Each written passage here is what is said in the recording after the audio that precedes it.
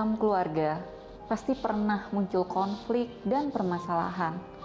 Namun setiap konflik adalah titik menemukan pengertian baru dari anggota keluarga. Keluarga yang baik dimulai dengan cinta, dibangun dengan kasih sayang, dan dipelihara oleh kesetiaan. Dan ingatlah, sejauh apapun kamu pergi, keluarga adalah tempat kamu pulang.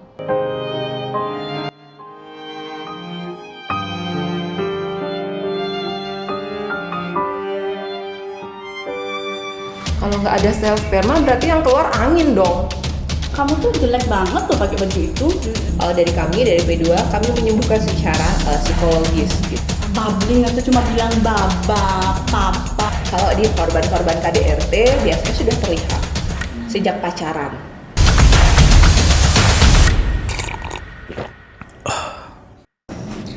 Om Swastiastu. Assalamualaikum warahmatullahi wabarakatuh. Salam sejahtera bagi kita semua. Halo sahabat ngopi, ketemu lagi kita di podcast Ngopi. Ngobrol penuh inspirasi, masih bersama saya Ayu Ratih.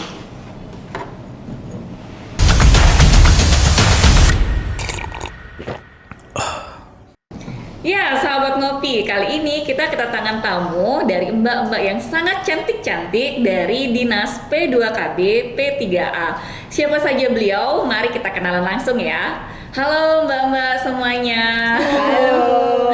Apa kabar nih? Kabar baik. Oh, baik. Kita kenalan dulu ya sebelum kita berbicara lebih lanjut mengenai Dinas P2KB P3A. Saya dengan siapa aja nih mbaknya? Dari saya ya. Nah, Oke. Perkenalkan, saya Putu Aris Indrayani, Oke. MPC psikolog. Oke, saya panggil Mbak Aris saja. Mbak Aris. Terima kasih Mbak Aris. Kemudian Saya Niputu Mila Pratnya Dewi, saya bidan yang bertugas di unit layanan 1 Dinas P2KB P3A. di unit layanan 1. Oke, dan Iya, saya Ida Ayu Saraswati Indra Harsani, MPSI psikolog, saya psikolog klinis. Biasa dipanggil Gek Sarah, saya psikolog klinis di unit layanan 3. Itu adalah tim pemberlindungan perempuan dan anak. Oke, terima kasih Mbak Aris, Mbak Mila, dan Mbak Saras ya. Iya. Oke, sebelum kita nanti membahas mengenai layanan-layanan yang ada di Dinas P2KB P3A, saya mau tanya nih apa sih ya? Mungkin masyarakat juga banyak yang belum tahu ya tentang Dinas P2KB P3A. Apa sih itu Mbak? Nggak ada singkatan yang lebih panjang lagi ya namanya? Iya, silakan. Iya, Dinas P2KB P3A itu adalah Dinas Pengendalian Penduduk, Keluarga Berencana, Pemberdayaan Perempuan, dan Perlindungan Anak. Wah, Jadi kompleks ya. banyak ya gitu, ada 4 hal yang harus diurus nih di dinas itu. Ada pengendalian penduduknya, ada keluarga berencananya, itu dari BKKBN, terus ada pemberdayaan perempuan, ada perlindungan anak, itu dari Kementerian Pemberdayaan Perempuan dan Perlindungan Anak. Oh gitu. Panjang. Iya, kompleks berarti Iya. ya pelayanannya di dinas ya. Iya. Siap. Mungkin bisa jelaskan ya di dinas itu pelayanan-pelayanan, jadi masing-masing pelayanan saya dengar ada layanan 1, layanan 2, layanan 3. Nah, kira-kira itu apa aja sih yang nanti yang kira-kira di layanan 1 fokus masalah apa, layanan 2 apa, 3 apa gitu. Oke, mungkin dari layanan 1 dulu ya. Iya. Kalau dari layanan 1 Dinas P2KB P3A itu yang di Badung, kita itu menangani di bidang KB dan kita juga memberikan pelayanan kesehatan reproduksi, khususnya pemeriksaan pap smear untuk screening kanker serviks. Oke, berarti di sana seputaran pengetahuan mengenai KB seperti Iya. itu ya. KB kemudian deteksinya ada kanker serviks Iya. juga, pap smear seperti itu ya. Iya. Lalu sebentar, saya baru nanya layanan yang pertama nih ya. Di layanan pertama itu kira-kira kegiatan yang dilakukan ke masyarakat itu dalam bentuk seperti apa? Oke, kita di Badung melakukan pelayanan KB dan sekaligus melakukan pelayanan pap smear itu dengan menggunakan mobil unit pelayanan. Nah, jadi kita nggak dapat di dinas aja gitu. Jadi kita itu yang jemput bola, melakukan pelayanan itu ke desa-desa, ke Banjar atau ke kecamatan-kecamatan. Nah, melalui narahubung kita di lapangan itu ada namanya petugas KB lapangan, PLKB atau PKB. Oh gitu. Ternyata nggak SIM aja yang keliling ya. Iya, benar. Ternyata pelayanan Iya. kami juga ada yang keliling ya. Iya. Oke. Satu lagi deh. Mungkin kalau misalnya kita tahu sekarang ada layanan, ternyata ada layanan KB Pap smear di sana juga ya. Apa bedanya dengan layanan yang ada di puskesmas? Karena puskesmas juga melayani hal itu ya. Iya. Oke. Nah, itu udah kelebihan kita. Kalau puskesmas itu kan hanya ada di tempat itu aja. Nah, kalau kita kan artinya jemput bola. Kadang-kadang Iya. alasan masyarakat itu untuk datang ke fasilitas kesehatan itu ribet, biasanya alasan masyarakat, entah apa yang sebenarnya kan yang latar belakangi. Udah gitu, kalau misalkan kita langsung datengin itu antusiasnya mereka tuh lebih gini, lebih apa ya, lebih excited aja untuk kalau kita datang, soalnya bilang gratis gitu. Oke, berarti ada di sebuah desa, baru kemudian diberikan info kepada mungkin kliennya gitu Iya. ya, untuk misalkan ibu-ibu bisa datang ke sana Iya. untuk melakukan pemeriksaan kesehatan, atau kalau ada yang mau pasang KB silahkan, dan itu gratis. Iya, gratis. Keren ya ternyata. Iya, layanan kita tuh gratis-gratis ya. Mantap. Kalau ada yang gratis itu biasanya ibu-ibu pasti. Langsung. Ya. Dan sekarang kita ke Mbak Aris ya, untuk di layanan kedua P2KB P3A. Saya masih agak-agak menghafal nih untuk singkatannya ya Mbak ya. Di layanan kedua kira-kira apa aja tuh Mbak bentuk layanannya? Layanan kedua itu kita kenal namanya dulu ya. Iya. Puspaga. Puspaga itu pusat pembelajaran keluarga. Itu aku jelasin langsung layanannya nggak apa-apa ya. Boleh, Oke. iya. Kita ada 4 layanan sih di sana. Jadi ada psikoedukasi atau sosialisasi kali ya, bahasa kerennya gitu Oke, ya. iya. Jadi kita memberikan informasi baik itu ke sekolah-sekolah, ke Banjar-Banjar, kemudian TPPKK dan sebagainya gitu. Kemudian yang kedua ada konseling. Nah, konseling itu bahasa ilmiah banget ya. Apa sih konseling gitu kan? Kalau konseling itu kita kayak kami selaku psikolog itu membantu masyarakat untuk bukan menyelesaikan sih ya, memfasilitasi ketika memang masyarakat ada masalah, dan kami psikolog juga ada kode etiknya. Jadi kalau masyarakat memang membutuhkan kami dan menceritakan masalahnya, kita ada kode etik dan kita rahasiakan.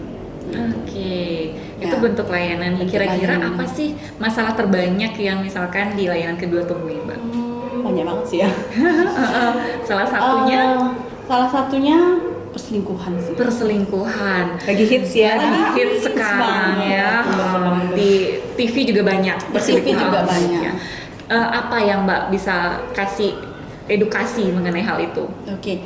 Kalau kita ngomongin perselingkuhan itu kan ada kaitannya dengan keluarga, dengan Iya. sepasang suami istri pasangan lah. Nah, dan yang kita lihat di sini fokusnya Puspaga itu kan lebih ke konvensi hak anak. Jadi terpenuhi nggak hak anak ini gitu. Kemudian karena pasangannya terjadi perselingkuhan, artinya kualitas keluarganya, kualitas pasangannya kan nggak oke.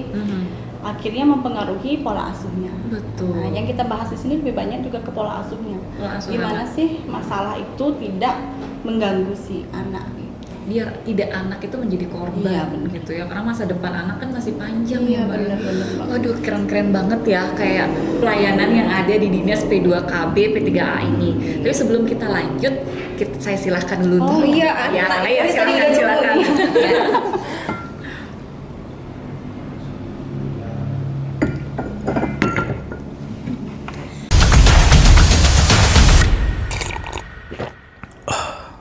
Nah, baik, kita lanjut lagi nih untuk yang di layanan ketiga. Di sana ada Mbak Saras ya. Iya, Mbak saya. Saras, apa kira-kira yang ada di layanan yang ketiga? Oke, kalau di layanan ketiga ini adalah tim ya, gitu, atau pelaksana perlindungan perempuan dan anak. Gitu. Siapa aja yang dilindungi gitu ya? Kalau ditanya perempuan dan anak korban kekerasan. Terus ada yang diskriminasi itu misalnya kalau kayak ayah ibunya ini teroris, atau kalau di Bali belum ada mungkin ya, mungkin ada tapi kita nggak tahu, semoga nggak ada gitu. Tapi yang ayah ibunya ODA, orang dengan HIV/AIDS itu kita lindungi anaknya. Terus anak yang korban bencana itu juga kita lindungi, karena kan Bali ini rentan ya bencana, apalagi Badung yang daerah selatan. Kalau yang di tahun 2018 kalau nggak salah itu kan sempat ada gempa tuh. Kebetulan tim P2A sama Puspaga itu kerjasama. Kita melaksanakan trauma healing untuk anak-anak di SD di Ungasan kalau nggak salah inget nih, itu di situ kita melaksanakan trauma healing di sana. Terus perempuan juga kita lindungi yang korban-korban tindak pidana perdagangan orang. Terus ada yang juga yang sekarang yang lagi hits itu kekerasan seksual gitu, tindak pidana kekerasan seksual, karena kan undang-undangnya baru disahkan nih gitu. Dan sebenarnya nggak banyak, tapi dibilang nggak banyak ya ada, dibilang sedikit ya lumayan banyak lah ya namanya gitu kalau di Kabupaten Badung. Ya seperti itulah kita berikan pelayanan, termasuk laki-laki gitu. Jadi laki-laki jangan takut kalau datang ke kami bilang saya korban KDRT, saya di KDRT nih sama istri saya gitu. Oke. Kan jarang ya laki-laki karena merasa di mana saya mau mencari perlindungan kemana gitu, datang ke kami. Karena Gitu, banyak juga yang laki-laki takut istri. Iya. Wah, Mbak Arisha ketawa loh. Itu boleh berarti ya? Boleh Tidak gitu. hanya perempuan dan anak. Enggak, tidak hanya perempuan dan anak, tapi kita juga menjaga supaya keutuhan. Kalau dari Puspaga kan pencegahan nih. Kalau dari P2A, singkatnya gampangnya nih P2A, perlindungan perempuan dan anak, itu kita kuratif dan rehabilitatif, menangani, menyembuhkan gitu orang-orang yang mengalami permasalahan di bidang kekerasan, menjadi korban, menjadi ada yang pelaku gitu ya, pelaku anak, pelaku perempuan gitu. Itu kita juga dampingi gitu. Pendampingannya karena saya psikolog klinis, otomatis saya mendampingi secara psikologis. Tapi jangan takut, ada juga kita mendampingi secara hukum gitu. Kita punya pendamping hukum untuk mendampingi secara hukum. Mendampinginya di mana? Bisa konsultasi nih. Konsultasinya di mana? Bisa via telepon. Bisa datang langsung ke kantor kita. Kalau terlalu jauh ya bisa via telepon. Kalau membutuhkan kita datang langsung, kita akan datang langsung. Kita akan home visit ke tempatnya si korban ini gitu. Oh, keren ya Mbak, karena biar bagaimanapun sebenarnya kasus-kasus yang Mbak sendiri yang menjelaskan itu sebenarnya relate banget di lapangan. Iya. Dan sebagian besar masyarakat kita bingung mencari bantuan untuk menyelesaikan masalahnya, untuk mencari solusi, itu bingung biasanya. Iya, betul. Karena kadang ya belum tentu juga ya orang-orang terdekat itu bisa memberikan solusi yang terbaik. Kadang salah langkah kemudian berefek juga kepada kehidupan keluarga selanjutnya gitu ya. Jadi wah, ini edukasi ini penting juga kita berikan kepada masyarakat bahwa ketika memang ada permasalahan utamanya di keluarga, ada wadah di dinas yang bisa kita gunakan gitu ya, yang bisa menjadi penengah untuk penyelesaian masalah-masalah yang terjadi di masyarakat. Wah, keren ya. Daripada salah langkah nih gitu ya. Kadang-kadang kan kita selalu berpikir bahwa perceraian adalah jalan satu-satunya gitu. Iya. Tapi sebelum bercerai itu ya udah kita ngobrol aja dulu. Misalnya kalau di masalah pola asuh tadi perselingkuhan itu ya kita obrolin apa nih yang berbeda. Kalau secara psikologis kan perselingkuhan itu ada sebab dan ada akibat. Iya. Salahnya bukan cuma dari satu pasangan nih. Kita cari tahu dulu salahnya dari kedua pasangan ini. Apa yang berbeda secara persepsi gitu. Kalau di korban-korban KDRT biasanya sudah terlihat sejak pacaran. Nah, itu biasanya korban-korban KDRT yang istrinya jadi KDRT setelah menikah gitu. Saya tanya waktu pacaran begini, iya saya sudah tahu sih, saya berpikir dia akan berubah. Selalu cara berpikirnya dia akan berubah. Oh, tidak semudah itu teman-teman. Apakah orang akan berubah karena itu kan karakter ya. Kenapa dia bisa terbentuk karakternya seperti itu, seagresif itu, sekeras itu juga kita harus bantu dia untuk berubah kalau pasangannya mau berubah. Kalau tidak mau berubah, ya kamu harus memilih satu jalan yang membuat kamu bahagia, karena anak-anak kan kasihan ya, anak-anak jadi korban melihat nih, secara korban yang pasif melihat orang tuanya melakukan kekerasan. Itu kasihan anak-anak. Wah, makin seru deh ngobrol kita. Tapi sebelum kita ngobrol lagi lebih lanjut, silahkan lagi deh ngopi dulu. Biar nggak dingin nanti kopinya ya. Pinter ya yang buat kopi. Manis ya? Iya, manis. Pasti yang buat manis juga.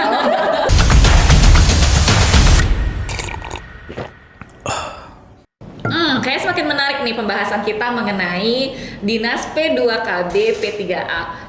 Saya udah agak-agak mulai menghafal singkatan itu yang panjang. Oke, baik. Saya ke Mbak Mila dulu ya. Mbak Mila di pelayanan 1 itu ada melayani tentang KB ya. KB dan tadi sudah diinformasikan bahwa KB itu bisa juga ke masyarakat langsung, ada mobil yang disediakan disebut dengan jemput bola lah gitu ya. Nah, kita tahu kalau misalkan di masyarakat kalau udah membicarakan masalah KB itu pasti sasarannya adalah wanita gitu ya. Jadi karena wanita itu sudah melahirkan, hamil, kemudian menyusui. Nah, apa nggak ada tuh kalau misalnya dari dinas itu informasinya sasarannya malah ke KB untuk pria tuh Mbak? Gimana? Ada. Sebenarnya masyarakat luas tuh udah tahu kok KB pria itu adalah kondom. Salah satunya kondom. Salah satunya kondom. Itu kalau ada lagi satu metodenya, metode artinya untuk yang diberlakukan ke pria itu yaitu vasektomi. Cuman vasektomi ini sifatnya permanen. Jadi memang diperuntukkan untuk artinya pasangan yang tidak menginginkan anak lagi dan harus memenuhi kriteria, yaitu laki-lakinya di atas 35 tahun, kemudian anaknya sudah lebih dari 2. Sudah lebih dari 2, minimal udah ada 2. Udah ada 2. Baru boleh pakai vasektomi. Ya. Di sana ada layanan untuk vasektomi juga? Ada. Di KB keliling itu ada? Ada. Oke. Ada. Kebetulan di Badung kelebihan pelayanan vasektomi itu pasiennya akan mendapatkan reward atau penghargaan. Rewardnya apa ya? Cuma nanti suami saya suruh KB vasektomi ya. Apa tuh rewardnya Mbak? Selain dilakukan secara gratis, operasinya ini nanti pasiennya itu kita kasih reward berupa uang. Dapat insentif? Iya, dapat insentif. Udah itu aja sih. Oh gitu. Wanita-wanita di Badung langsung iya biasanya ya ibu-ibu udah langsung udah KB lumayan insentif gitu kan. Oh gitu. Jadi memang kita udah gratis, nggak usah bayar, justru dikasih uang malahan ya. Terus apakah perlu rawat inap gitu setelah vasektomi? Untuk vasektomi ini karena dia sifatnya operasi kecil, jadi nggak perlu rawat inap. Bahkan operasinya itu kita hanya menggunakan bius lokal di area yang dioperasi aja. Berarti sangat aman. Ya. Tidak membutuhkan rawat inap dan bisa melakukan kegiatan seperti biasa setelah operasi. Dilakukan di mobil juga, tapi dengan tentunya dengan petugas atau dokter yang sudah terlatih. Berarti memang keliling itu didampingi oleh dokter juga. Wah, keren juga. Bisa konsultasi kan sebelum vasektomi. Oh iya, karena di screening dulu kata tadi ya. Di screening dulu kalau memenuhi syarat baru boleh vasektomi. Oh gitu. Terus kemudian selain vasektomi gitu ya, selain juga KB, misalkan di sana ada IUD juga ya Mbak ya? IUD apa aja sih untuk perempuan? Ada IUD, ada implan, ada suntik 3 bulan, dan ada pil yang kita lakukan di mobil. Oh lengkap berarti ya? Berarti layanan di puskesmas ada juga, yang di dinas ini juga ada? Iya. Oke, selain itu untuk screeningnya ada apa aja Mbak di sana? Mungkin untuk yang perempuan, yang pertama itu kita harus pastikan dia memang dalam tidak keadaan hamil kan. Kalau orang KB nanti kita nggak tahu ternyata dia hamil, kita pasangin KB kan sama dengan bohong kan. harus ada hasil tes packnya. Udah gitu melakukan penapisan apakah orang ini diindikasikan untuk menggunakan IUD, apakah dia boleh menggunakan implan atau dan lain sebagainya gitu kan. Kadang ada kondisi di mana orang itu tidak boleh memakai IUD dan tidak boleh menggunakan implan. Harus kita lakukan pemeriksaan fisik dan pemeriksaan penunjang dahulu. Berarti tetap di konseling dulu, di screening dulu, kira-kira KB apa yang tepat untuk si pasien. Oke, siap, sudah ada screeningnya, sudah ada tindakannya langsung, lengkap sudah, dan gratis. Daripada kita misalkan bayar ya, kayaknya kalau kita misalkan KB ke ini ya, tempat pelayanan kesehatan itu ada bayarnya, ada ini udah pasti bayar ya, dan lumayan mahal juga. Di dinas sudah ada untuk ini yang gratis gitu ya. Tapi aku yang malah kepo loh. Kira-kira bisa berdiri nggak sih setelah Oh iya, banget ya. oh iya betul. Ini biar tidak juga salah di masyarakat. iya. Kira-kira gimana tuh? Tetap nggak bisa berdiri. Yang setelah- berdiri ini apanya nih? Apanya nih? Orangnya atau Penis. oh, Kita langsung aja, nggak perlu Nah, basa-basi. banyak banget yang bertanya. Setelah vasektomi ini gimana tuh fungsinya? Iya. Kan? Gimana fungsinya? Nanti takutnya karena di sebagian besar masyarakat itu pikirannya vasektomi itu sama dengan kebiri. Iya. Kebiri kan. Kalau kebiri itu ya memang diambil semua kan, artinya yang pokoknya nggak bisa lagi dia melakukan fungsinya. Nah kalau vasektomi ini yang kita potong itu adalah saluran vas deferens atau saluran sel sperma. Jadi nanti dia akan berfungsi seperti biasa. Tetap bisa berdiri. tetap Iya, tetap bisa berdiri. Tapi nggak bisa membuahi gitu ya? Iya. Iya. Cuman dia tidak ada kandungan sel spermanya. Oh gitu. Ada lagi pertanyaan, kalau nggak ada sel sperma berarti yang keluar angin dong? Enggak, tetap ada yang keluar, cuman tidak ada sel sperma. Oke. Itu nanti Berarti mungkin bisa searching lagi lebih jelas di Google. mirip sama kalau kayak perempuan tuh kan ada perempuan yang bilang anaknya udah banyak nih, aku mau steril gitu. Nah mirip kayak gitu ya. Iya. Mirip kayak gitu. Iya, kalau wanita disebut dengan Tubektomi. kalau yang pria disebut dengan Vasektomi. vasektomi. Oke. Tubektomi juga ada berarti di sana. Tubektomi ada. Nah, tubektomi itu kan kalau di wanita yang dipotong adalah saluran yang Tuba falopi. tuba falopinya yang menyalurkan telur ke rahim. Nah, sekarang karena dipotong salurannya jadinya telurnya ya udah dia mati di sana aja, dia nggak bisa ketemu dia sama si sperma. Tapi tidak ada masalah kesehatan kan untuk hal itu. Pernah ditemukan kasus nggak setelah vasektomi, setelah tubektomi kemudian muncul masalah-masalah kesehatan gitu? Selama saya berdinas di dinas KB sih belum pernah sama sekali sampai saat ini.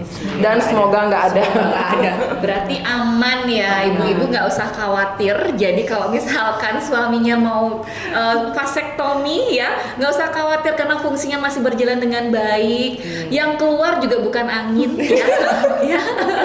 Tetap bisa melakukan aktivitas seksual seperti biasa, tidak ada kendala dan juga tidak ada komplikasi setelah dilakukannya vasektomi itu sendiri ya. Wah keren nih informasinya. Oke, sebelum saya lanjut nih sama Mbak Saras atau nggak sama Mbak Aris, kita ngopi dulu silakan sebelum kopinya dingin, silakan.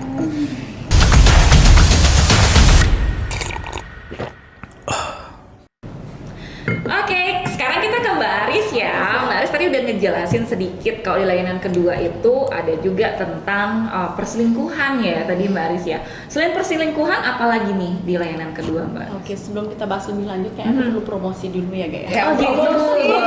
Ya, Silakan, baik. Jadi sebelum kita panjang lebar, kita kan ada tim-tim psikolog juga ya, baik itu di layanan 3 maupun layanan 2 itu ada psikolog. Jadi jangan salah paham.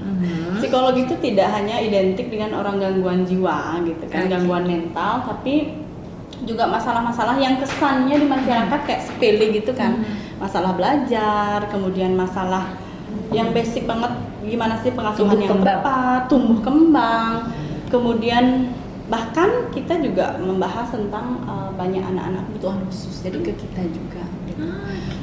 Kalau misalkan kebutuhan khusus kan mungkin identik dengan tumbuh kembang, ada alat-alat tertentu juga gitu kan ya Ada kayak screeningnya. screeningnya. Nah kalau kita misalkan nggak bisa handle pun nanti kita refer, kita memberikan rujukan atau kita membawa ke ke tempat yang lain yang memang sesuai dengan atau relate sih dengan kebutuhannya si anak gitu. Jadi kita juga ke sekolah-sekolah loh Mbak.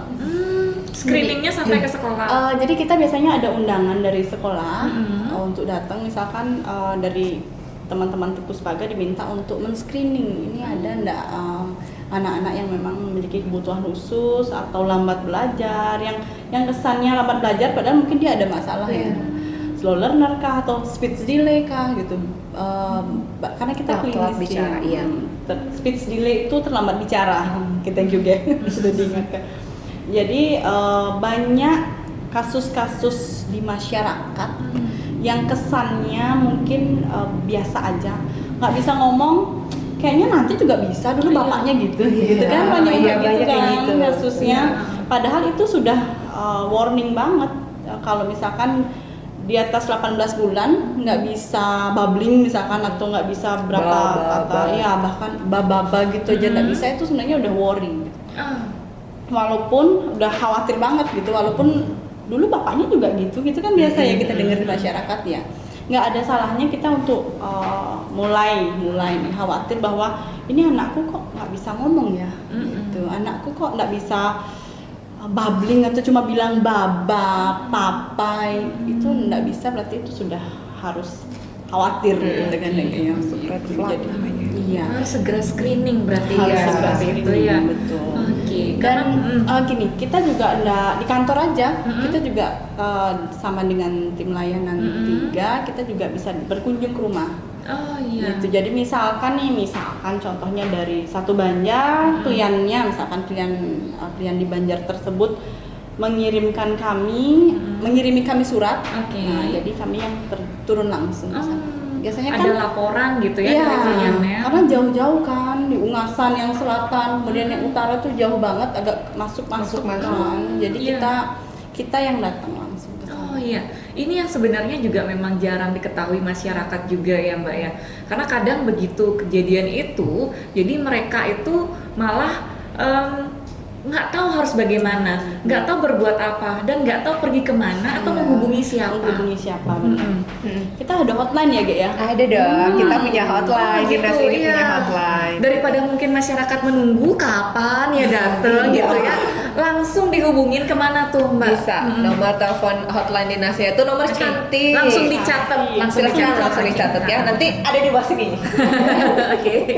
Di 081 32 32 32 533. Jadi 081 32-nya 3 kali 533. Oke, siap. Mungkin ada ini sosial media mungkin? Oh, sosial media banyak dong. Banyak, Dinasnya ada DP2KB P3A .Kap Badung, itu Instagramnya. Di Facebook juga ada Dinas KBPA. Terus kami masing-masing juga punya nih, masing-masing layanan punya. Gitu. Kalau di layanan 1 Muyan Badung, Ya, Muyan _Badung. Muyan _Badung, terus Puspaga Sekar Jepun. Sekar Jepun Badung. oke. Terus kita Muyan B2 Badung aja DP2A sih, ada Badung. underscore. Panjang lah. Nanti tenang ya. Teman-teman bisa lihat jelas nih ya. Iya, karena masyarakat kadang begitu ya, bingung kemana harus mencari bantuan dan salah mengambil keputusan. Iya. Itu yang kita takutkan. Karena banyak ya masyarakat itu mungkin itulah kita sebagai manusia gitu ya. Kadang-kadang ketika kita tidak di posisi orang itu, Betul. kita tidak pernah tahu apa yang sebenarnya mereka rasakan. Jadi ketika dia punya masalah, dia nggak mau cerita karena dia merasa takut dihakimi, Iya. takut dijudge, takut mendapatkan respon yang tidak sesuai sama harapan dari orang yang cerita itu. Jadi daripada salah dapat respon, takut dihakimi, mending datang aja langsung ke kami untuk konsultasi, untuk mendapatkan informasi, edukasi yang tepat gitu. Supaya apapun yang menjadi keputusan nantinya itu memang keputusan terbaik untuk setidaknya untuk diri sebagai individu itu. Oke. Wah, keren banget nih tentang layanan-layanan di sana ya. Ya mudah-mudahan masyarakat setelah ini semakin aware juga bahwa di pemerintah sudah banyak nih difasilitasi layanan-layanan, tidak hanya di kesehatan tapi juga konseling. Kayak tadi Mbak jelaskan Iya. juga layanan hukum juga ada. Ada Oh dong. iya, wah. Boleh Mbak cerita lagi deh di layanan yang ketiga itu. Kira-kira apa sih yang masalah terbanyak yang Mbak terima mungkin di layanan ketiga? Ya, kalau di layanan ketiga ini tuh karena kita banyak menangani kekerasan ya, kekerasan KDRT tuh banyak gitu. KDRT banyak, kemudian kekerasan seksual di anak juga banyak gitu. Mulai dari yang viral sampai nggak viral tuh kita ada. Terus kemudian anak yang berhadapan dengan hukum, anak yang jadi pelaku, misalnya anak pelaku pencurian pertime atau barang-barang di pura, itu ada yang kita tangani dan kita dampingi. dampingi secara apa? Satu, secara hukum, sudah pasti secara hukum. Yang kedua, kita dampingi secara psikologis, karena biasanya anak-anak yang berhadapan dengan hukum, kalau teman-teman semua masih ingat, ada kasus di 2019. Saya ngulang ini di banyak acara ya, karena ini kasusnya viral sekali sampai muka dan namanya dua orang anak-anak ini terpampang di media sosial, di koran, kasus pembunuhan di salah satu desa di kecamatan di sini ya, di Bali ini, di Badung khususnya. Ini viral. Kedua anak itu kami dampingi secara hukum dan secara psikologis. Secara psikologis saya melakukan pemeriksaan psikologis. Benarkah anak-anak ini yang melakukan pembunuhan? Berarti tidak satu orang ya? Tidak, 2 orang. Oh iya. 2 orang anak laki-laki yang kebetulan yang dibacok itu orang dewasa. Katanya menurut cerita yang beredar setelah minum-minum. Gitu. Siapa yang minum? Anak-anaknya? Semuanya. Orang-orang yang terlibat di dalam situ gitu. Termasuk anak-anak ini. Mereka lagi party gitu lah. Anak-anak ABG. Anak baru gede yang dia hype-nya lagi kencang, lagi pengen tahu apa sih yang ada di dunia ini gitu ya. Jadi itu kejadian dan saya sebagai psikolog klinis melakukan pemeriksaan psikologi. Apa yang menyebabkan mereka melakukan itu, secara karakter, personality mereka seperti apa, kepribadiannya seperti apa, sehingga apakah mereka memungkinkan secara kognitif punya keinginan berencana gitu ya. Kalau sekarang kan lagi viral tuh yang pembunuhan berencana itu, apakah ini pembunuhan berencana atau tidak gitu. Itu saya lakukan pemeriksaan psikologisnya sampai rekomendasi apakah anak ini harus dibebaskan atau anak ini harus harus mendapatkan hukuman pidana gitu. Terus secara hukum juga kita dampingi di hukum, pemeriksaan BAP di kepolisian, di persidangan, rekomendasi yang diberikan oleh pendamping hukum ke Bapas, namanya Balai Pemasyarakatan. Itu ada, kalau kami koneknya biasanya ke situ, Polres Badung, Polres Denpasar, terus Balai Pemasyarakatan atau Bapas, kemudian ke Kejaksaan Kejaksaan Negeri Badung gitu, terus ada Pengadilan Negeri Denpasar. Itu juga didampingi? Iya, kita didampingi sampai situ. Yang didampingi bukan cuma anak-anaknya, keluarganya pun, karena biasanya ketika anak bermasalah, terutama bermasalah hukum, orang tuanya yang akan sangat shock. Betul. Orang tuanya pasti akan nangis. Kalau saya sampai ngeliatin tuh, ini ibunya sampai nggak mau makan, sampai ibunya stres, nggak mau kerja. Padahal kan ada anak lain juga yang harus diurus. Dan itu kami dampingi, kami konseling gitu ya. Kalau psikologisnya kami konseling, kami berikan konsultasi hukum. Ini nanti hukumannya bagaimana? Apakah mereka bisa menjalani pembebasan bersyarat kah, atau mereka bisa diberikan pelatihan kerja setelah mereka keluar dari LPKA namanya, lapas untuk anak, khusus anak gitu. Kemudian terus ketika mereka ada di LPKA, bagaimana pendidikan mereka?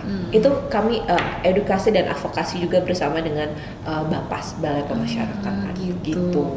Oh, keren juga ya, dari tahap mulai memang screeningnya juga dilakukan. Jadi mungkin dicari tahu apa penyebab seseorang itu melakukan tindakan itu, anak itu melakukan tindakan itu, kemudian juga pendampingan secara hukum dan juga dari sisi psikologisnya. Jadi kalau ada kasus di medsos nih, tiba-tiba kan kita kan lagi ini banget ya, hype banget pakai Instagram, pakai Facebook dan segala medsos lah, sampai di TikTok pun kalau sudah ada kasus yang terjadi di daerah Badung, kamu deg-degan langsung, aduh ini kita harus cari ini kemana ya gitu. Waktu masih di tahun 2022, kami mendapatkan informasi dari salah satu stakeholder yang kerja sama lah, ada kasus kekerasan seksual di salah satu daerah di Kabupaten Badung. Nama anaknya siapa, Bu? Saya tidak tahu nama anaknya. Saya dapat informasi dari orang warga desa itu. Rumahnya di mana, Bu? Saya nggak tahu rumahnya. Saya hanya mendapatkan data bapaknya. hanya berdasarkan nama bapak dan nama desa dan banjarnya kami telusuri, kami cari tahu, kami dampingi anaknya, gitu. Akhirnya ketemu anaknya. Ketemu dalam waktu itu Kamis malam kami dapat info, Jumatnya kami udah ketemu anaknya. Baik. Jadi kami bekerja sama dengan semua stakeholder, kami bertiga ini kami kerja sama dengan semua stakeholder di Kabupaten Badung, semua dinas-dinas gitu ya, di kelurahan, di kecamatan, di desa, klien-klien itu juga kami bekerja sama. Jadi kami bisa connect ke masyarakat lebih cepat. Wow, mulia sekali ya perjuangannya selama ini ya. Oke, sebelum kita lanjut lagi ke pembahasan selanjutnya, kita silahkan dulu lagi Iya. untuk kopi. Ya, silakan Mbak. Udah seret nih. Oke.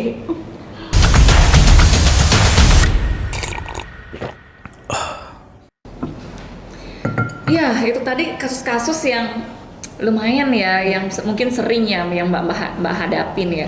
Lalu kalau misalkan nih Mbak, dia tidak masuk ke proses hukum gitu, atau kita misalnya sewaktu mungkin saya sendiri mungkin waktu kecil itu ada perundungan, bullying yang seperti itu ya, itu bagaimana Mbak? Apakah bisa tuh melaporkan juga ke Dinas P2KB P3A? Bisa. Kasus bully itu kan termasuk kekerasan ya. Ada yang bully secara verbal, ada yang bully secara fisik, psikologis gitu. Itu bisa dilaporkan ke kami, bisa ke saya. Terus kami juga kerjasama dengan Puspaga karena itu juga menyangkutkan pola asuhnya bagaimana di keluarga gitu. Apa yang bisa dilakukan oleh orang tuanya untuk menghadapi anak dengan korban bullying. Ya, kalau di sekolah saya selesaikan bersama dengan pihak sekolah. Terus ada korban dan ada pelaku. Seringkali yang menjadi pelaku ini awalnya korban. Seringkali yang dia korban besoknya jadi pelaku. Jatuhnya Iya, kayak balas dendam gitu iya, ya. itu apa ya, rantai setan lah yang nggak akan berhenti kalau kita tidak putus gitu. Dan di dalam bullying di sekolah gitu, perundungan di sekolah bukan cuma ada korban dan bukan cuma ada pelaku, tapi juga ada orang-orang, teman-teman di sampingnya yang menjadi supporter, yang menjadi penonton. Ada yang penonton dia menyemangati, ada yang dia penonton hanya diem aja. Bahkan ada yang ngerekam. Bahkan ada yang ngerekam, bener. ngerekam terus dia viral di mana-mana kan gitu. Itu ada yang kayak gitu. Ada juga yang dia mau jadi pembela, tapi dia nggak bisa membela, tidak tahu apa yang harus dilakukan. Dan takut juga. Takut gitu. Kalau dari teman-teman Puspaga, biasanya teman-teman melakukan pencegahan untuk bullying. Jadi apa yang harus dilakukan nih untuk anak-anak? Apa yang anak-anak bisa lakukan untuk supaya tidak terjadi bullying? Ketika sudah terjadi bullying, apa yang anak-anak bisa lakukan untuk teman-temannya? Kalau dari kami, dari P2, kami menyembuhkan secara psikologis gitu. Bagaimana nih anak-anak bisa disembuhkan? Dia bisa kembali berdaya, kembali sehat, berteman dengan baik, beradaptasi dengan baik. Pernah ada kasus di tahun lalu atau 2 tahun lalu gitu. Anak ini dibully di kelasnya, sampai dipukul, sampai dia nggak berani datang ke sekolah gitu. Anak SMA. Pelakunya adalah anak yang orang tuanya salah satu pejabat lah gitu ya. Dia merasa dia punya power gitu, dan dia mengajak teman-temannya. Karena teman-temannya merasa dia punya, anak ini punya power, anak pelaku ini punya power, si anak korban ini ditinggalkan oleh teman-temannya. Padahal dulunya dia punya teman-teman banyak dan anak ini aktif ya. Dia bisa fotografi, dia bisa melukis, secara art dia bagus, secara potensi dia bagus potensinya. Tapi dia ditinggalkan dan dia akhirnya nggak mau datang ke sekolah. Dia fisiknya juga tulang belakangnya patah gitu. Karena perundungan itu. Karena perundungan itu gitu. Jadi perundungannya bukan hanya secara verbal, bukan hanya secara psikologis, tapi juga secara fisik, dipukuli gitu. Dan orang tuanya tuh baru tahu setelah orang tuanya mendapat keluhan anak ini sakit tulang belakangnya. Setelah itu dia baru cerita. Gitu. Tapi itu bisa juga dapat layanan hukum juga ya Mbak Bisa, ya, kalau sudah bisa. sampai sejauh itu perundungannya ya. Kalau mungkin dari segi verbal itu mungkin ke psikologis ya diselesaikan ya. Tapi kalau misalkan sudah ada kecacatan fisik yang seperti itu ya, mungkin bisa karena bisa. hukum. Dan kalau memang dia sebagai korban merasa ketakutan gitu ya, kita bisa minta bantuan LPSK. gitu untuk diberikan perlindungan. Kan ada lembaga perlindungan saksi dan korban. Juga kita kontaknya ke sana. Gitu. Kita bisa minta perlindungan ke LPSK. Wah, ini sangat menarik dan tentunya kasus-kasus ini banyak terjadi di masyarakat. Iya. Dan ini khusus mungkin yang Mbak-mbak ini lakukan itu di daerah Badung. Ya, kalau mungkin di daerah lain yang juga mengalami hal serupa dan ingin mendapatkan pelayanan terkait dengan layanan-layanan yang seperti tadi, mungkin juga bisa ke dinas-dinas pelayanan setempat ya, berarti di daerahnya masing-masing. Iya, Karena di setiap kabupaten ada berarti ya Mbak ya. Setiap kabupaten kota ada, kecuali Puspaga. Kalau Puspaga ini eksklusif, cuma ada 3 di Bali. Oh gitu. Iya. Puspaga itu ada 3 di Bali. Iya. Di mana aja itu? Di Denpasar, Gianyar, dan Badung. Oh, Denpasar, Gianyar, dan Badung. Oh, berarti udah selangkah lebih maju berarti Iya, ya untuk Badung tuh Denpasar, Badung. selangkah lebih maju. Gianyar siap kalau gitu. Kalau ngomong bullying ya Mbak ya, sebenarnya nggak cuma di sekolah gitu ya. Bahkan orang tua pun sebagai pembuli sebenarnya. Iya. Gitu. Jadi kesannya gini, kadang kita secara nggak sengaja mungkin ya, orang tua tuh pada dasarnya kan tidak mungkin menyakiti hati anak-anak. Betul. Pinginnya semua yang terbaik buat anak-anak gitu. Tapi kadang-kadang karena balik lagi nih pola asuh gitu. Saya garis bawahi pola asuh gitu. Karena ada pola asuh orang tuanya, kemudian mewarisi pola asuh dari neneknya jadi ke orang tuanya, ke anaknya, jadi pola-pola pengasuhan yang mungkin kurang tepat itu jadi terwariskan gitu. Seperti apa tuh bullying yang dilakukan orang tua biasanya? Contohnya kamu tuh jelek banget tuh pakai baju itu. Jangan gitu deh, menor banget kamu gitu. Misalkan kok gendut banget sih gitu kan. Bodoh banget sih gitu Iya. kan. Kok kamu lebih bodoh sih daripada itu, lihat tuh tetangga sana. Lebih pintar loh daripada kamu. Ternyata bahasa-bahasa itu tuh termasuk Bahasa bullying juga ya, bullying banget tanpa sebenarnya. disadari oleh orang tua. Iya, nah dari sana apakah kita balik ke karakter anaknya lagi. Betul. Apakah si anak ini misalkan karakter yang lebih pendiam, kemudian dia lebih introvert ya. Introvert Iya. itu kayak memendam. Apa yang masuk, informasi yang masuk dia Pendam pendam sendiri. Ya, jadi akhirnya dia menginisiasi. Dia kayak mendalami nilai-nilai saya bahwa saya memang bodoh, saya memang jelek, saya memang gendut. Akhirnya ke sekolah lah dia gitu. Ke sekolah dia akhirnya sangat mudah. Jadi kayak sasaran empuk gitu untuk dibully. Jadi kayak contoh-contohnya seperti itu, sehingga kenapa menurut saya pola asuh itu sangat amat penting gitu. Karena pola asuh itu kan basic banget. Gimana sih kita sebagai orang tua juga harus benar-benar memahami, saya harus memperlakukan anak saya dengan tepat itu gimana sih. Iya betul ya. Diedukasi juga ya orang Iya. tuanya ya. Dan satu lagi nih Mbak, kadang tanpa disadari ya, di keluarga gitu ibunya sudah feeling ada sesuatu yang berbeda nih dengan si anak gitu ya.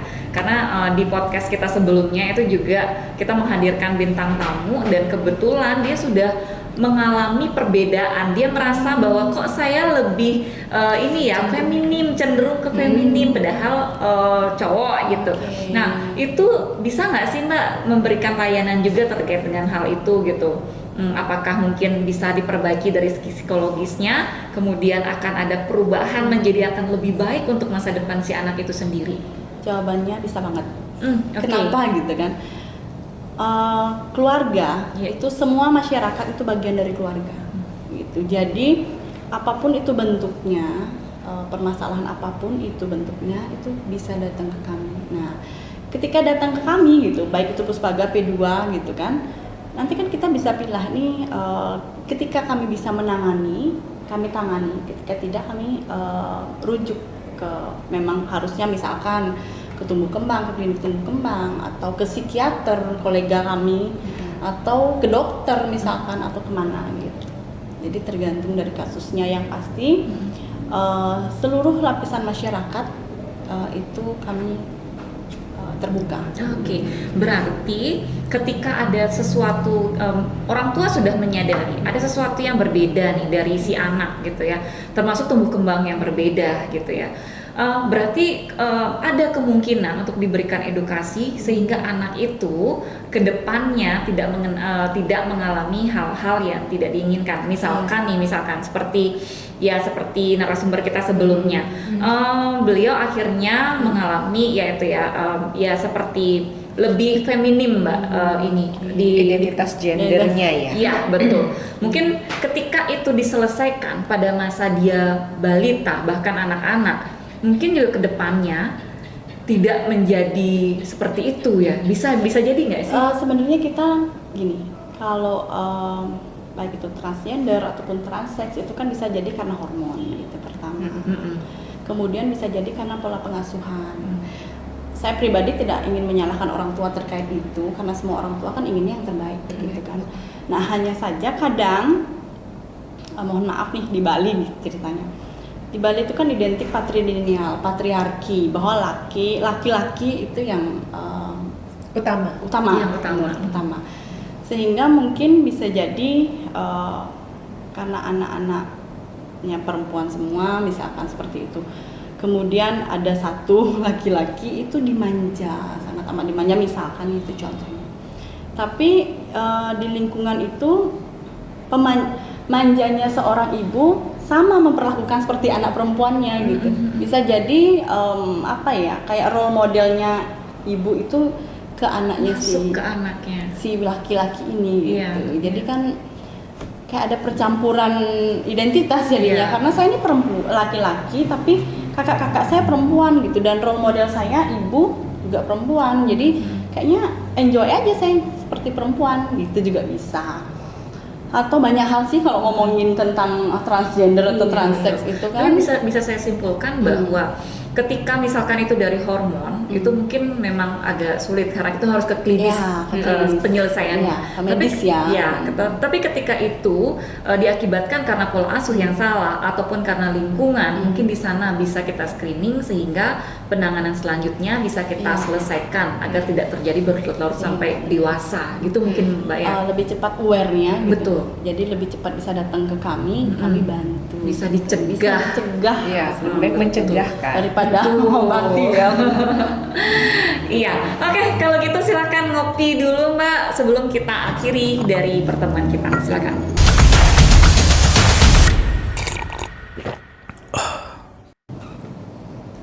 Ya, Mbak, itu kan sebenarnya banyak sekali yang sudah kita bahas dan kemudian itu terjadi setelah pernikahan ya Mbak ya. Kebanyakan atau sebagian besar deh terjadi itu di keluarga ya, setelah ada anak, setelah terjadinya pernikahan gitu ya, baik itu kasus perselingkuhan, kemudian anaknya yang mungkin ada kelainan dan lain sebagainya, itu terjadi setelah masa pernikahan. Ada nggak kita bisa pencegahan preventifnya sebelum itu semua terjadi, atau bisa nggak kita simpulkan bahwa ada konseling sebelum pranikah? Ada nggak di sana? Oke, bisa dijelaskan? Iya, bisa. Konseling pranikah ini adalah konseling bagi calon pengantin gitu ya. Salah satu programnya BKKBN untuk mencegah stunting itu adalah konseling bagi pendampingan bagi calon pengantin gitu. Dan kami memberikan pendampingan bagi calon pengantin. Kenapa? Secara psikologi supaya juga mereka siap. Ketika pacaran mungkin sudah tahu nih kebiasaan satu sama lain, tapi kan setelah menikah akan tinggal 24 jam setiap hari bersama-sama. Otomatis ada hal-hal yang tidak diketahui kemudian akan diketahui gitu. Mengantisipasi hal-hal seperti itu. Untuk mengantisipasi apa sih keinginannya satu sama lain gitu ya. Terus bagaimana nantinya pola asuh yang ingin diterapkan ke anak. Biasanya kan dari yang perempuan sama yang laki-laki beda nih. Kalau yang perempuan biasanya lebih sayang, kalau yang laki-laki pengen lebih tegas gitu. Itu harus disatukan supaya nanti juga dari pola asuh yang baik ke anak-anaknya juga pemberian nutrisinya yang baik, bagaimana bisa bergaul di dalam keluarga, berinteraksi, kedekatan antara orang tua dan anak itu kan akan mempengaruhi bagaimana gizinya anak, bagaimana kelekatannya secara emosi, dan anak-anak akan tumbuh menjadi anak-anak yang bahagia. Kalau tagline-nya Kementerian Pemberdayaan Perempuan dan Perlindungan Anak kan anak Indonesia generasi emas 2045 gitu ya, anak Indonesia terlindungi, Indonesia maju gitu ya, seperti itu. Jadi sinergi lah BKKBN dan Kementerian PPPA ini. Jadi untuk membentuk anak-anak yang sehat, anak-anak yang bahagia gitu, akan membentuk keluarga yang bahagia, dan kami punya pendampingan untuk calon pengantin itu gitu. Ya itu juga nggak kalah pentingnya ya Mbak ya. Jadi memang sebelum kita memutuskan untuk menikah, untuk membentuk sebuah rumah tangga yang baru, itu pentingnya kita tahu dulu ya, karena kita akan menghadapi masa depan atau masa yang sangat panjang dengan pasangan, dan apalagi nanti ada anak-anak juga di dalamnya yang ya nanti ketika kita nggak pernah tahu ya, ada permasalahan di keluarga yang mudah-mudahan nanti bisa matang diselesaikan dengan cara yang baik. Itulah fungsinya kita konseling dulu sebelum kita menikah, sebelum memutuskan menikah gitu. Betul. Kalau yang agama yang selain Hindu mungkin sudah ada nih ya gitu ya. Kalau Kristen gitu kan sudah ada persiapan, beberapa bulan sebelumnya harus sudah menjalani konseling gitu. Tapi kalau yang Hindu biasanya kita nih nyari dewasa dulu nih gitu, hari baiknya kapan, nggak mau lah pamali gitu, kalau kita nyebut tanggal itu sebelum itu kan pamali gitu. Kalau saran saya buat teman-teman yang sedang berpacaran saat ini gitu dan sudah berkeinginan untuk menikah, konseling aja dulu, datang aja ke dinas ini, persiapan dulu. Nggak ada salahnya kan persiapan. Kalau prewed aja bisa persiapan dari setahun 6 bulan sebelumnya. Kalau konseling tenang aja, bisa juga setahun sebelumnya atau 6 bulan sebelumnya, itu jauh lebih bagus. Jadi teman-teman lebih matang persiapannya, teman-teman lebih tahu individu satu sama lain yang seperti apa nih yang akan diajak bobo bareng gitu ya, gitu ya. Jadi bisa saling memahami, saling tahu isi hatinya satu sama lain supaya terbentuk keluarga yang bahagia, sehat, sejahtera gitu. Iya, itu yang paling penting yang harus masyarakat tahu tentunya. Karena mungkin nggak banyak juga masyarakat yang ingin konseling sebelum nikah. Yang penting dua orang sudah setuju nikah yuk gitu kan. Tanpa tahu bagaimana konsekuensi ke depannya, tanpa pernah membayangkan ada masalah-masalah yang akan terjadi ke depannya gitu mungkin Mbak ya. Jadi kayak kita memang terkait ya, karena kesehatan reproduksi kan juga kan bisa konseling kan. Konseling itu kan bukan cuma secara psikologis. Kesehatan reproduksi apa sih yang harus disiapkan nih untuk bisa hamil nantinya, bagaimana persiapannya untuk kehamilan, persiapan ketika hamil seperti apa, melahirkan seperti apa, itu bisa disiapkan gitu. Sebelum menikah. Iya, karena kadang orang mikir ya kayak ya kan, kenapa sih kita harus mikirin kesehatan mental kita untuk hamil, emang kaitannya kemana sih kan gitu kadang-kadang. Karena ketika kita bahkan sebelum nikah itu kurang sehat, bukan berarti tidak sehat mental gitu kan, kurang sehat mental itu bisa mempengaruhi proses kita dengan pasangan, adaptasinya bener, kemudian akhirnya dia jadi distres. Kalau stres itu wajar gitu ya, stres itu selalu harus ada di hidup kita supaya kita juga belajar gitu. Tapi kalau namanya sudah masuk ke distres dan itu mengganggu, kemudian akhirnya hamil, di saat proses hamil juga mengalami stres, itu juga bisa mempengaruhi tumbuh kembang gizi. Tumbuh kembang anak. Karena 1000 hari pertama kehidupan bagi anak itu kan penting ya gitu, dari dalam rahim sampai keluar. Jadi kan gizinya anak tuh dipengaruhi sejak. Sebenarnya banyak ya pengaruhnya kayak ya, ketika dia stres, dia nggak distres, kemudian dia nggak fokus, akhirnya nggak mau makan, nggak nafsu makan. Stunting juga nanti arahnya. Anak yang dilahirkan kan bisa stunting. Iya, itu lagi booming banget kan ya. Iya, sekarang lagi banyaknya juga memang kasus untuk di stunting. Itu sih yang kita takutkan sebenarnya. Gitu. Makanya lebih baik mencegah ya. Mencegahnya, apalagi kalau misalnya ada orang tua yang nggak setuju nih anaknya nikah nih gitu. Dan sekarang juga kan pemerintah lagi kayak ngebentuk tim pendamping keluarga untuk pencegahan stunting gitu. Jadinya tim pendamping keluarga itu terdiri dari 3 orang, satu tim, ada bidan, kader KB, dan kader PKK.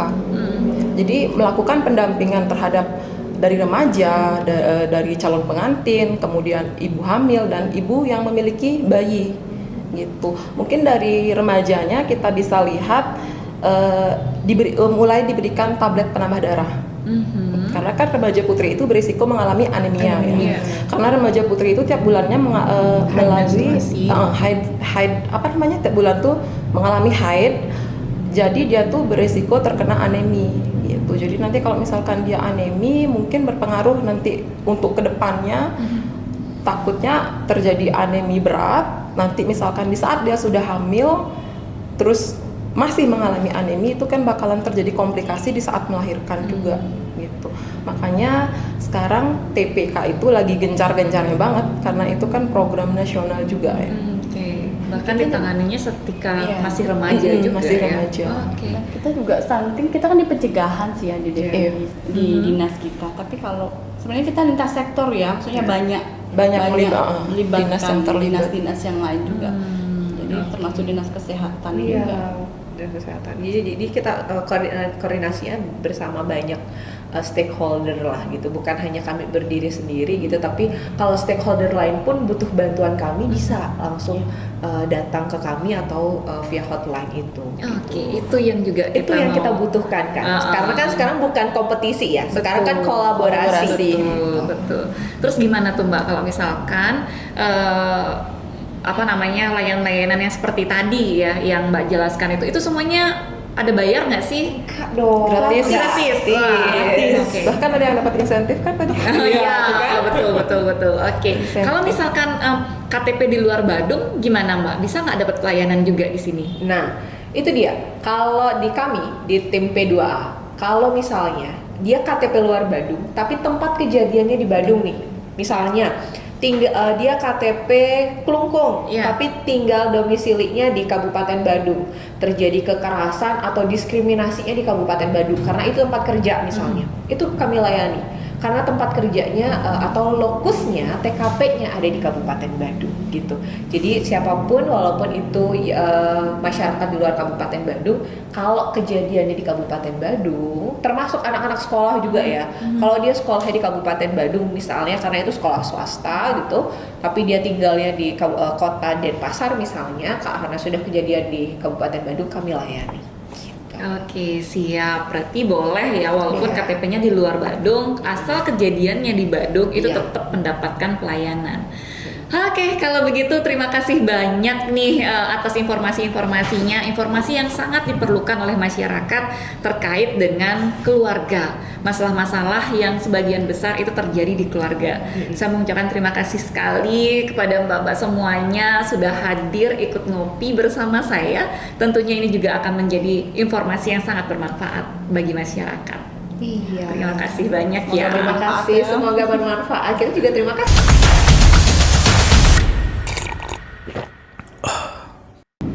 Iya sahabat ngopi, itu tadi ngobrol kita bareng narasumber dari P2KB P3A. Mudah-mudahan menginspirasi dan menjadi motivasi kita semua untuk menciptakan keluarga yang bahagia. Berencana itu Keren.